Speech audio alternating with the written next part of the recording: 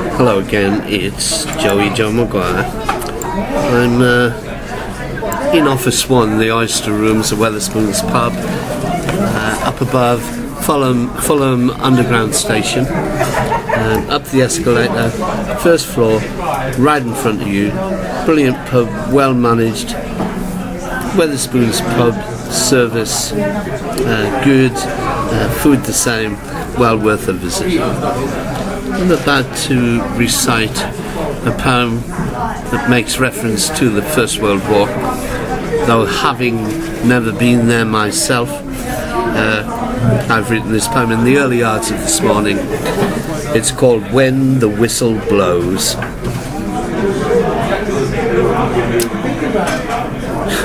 You could hardly refer to them as men.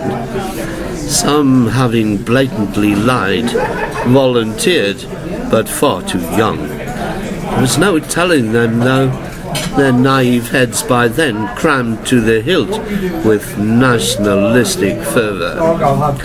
Row upon row, all gullible young souls, they went willingly to the man, all expecting to be heroes.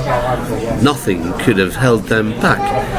They'd never felt the horrors of war, only heard tell, read about it in their comic books that made war the stuff of legends, reeling out the same old propaganda that somehow there was honour in dying when it's for the cause.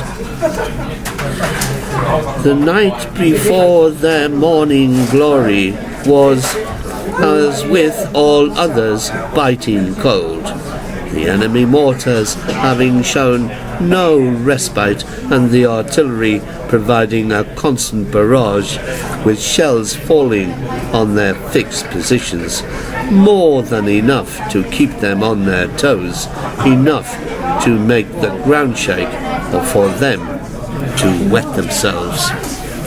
Every near miss saw another heartbeat skipped, the trench itself a mulch of piss and vomit that combined with the mud became a quagmire which saw even the rats flee in terror.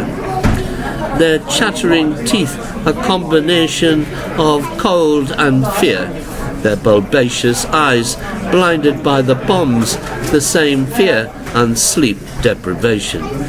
From one side of no man's land to the other, you could hear the whimper of terror emanating like a flat harmonica groaning through the night along the lines.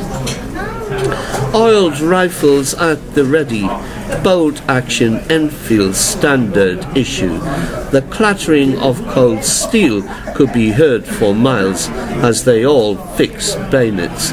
Their starving bellies had somehow been abated, no doubt filled with fear, and all the young souls were waiting for the ghastly whistle to blow.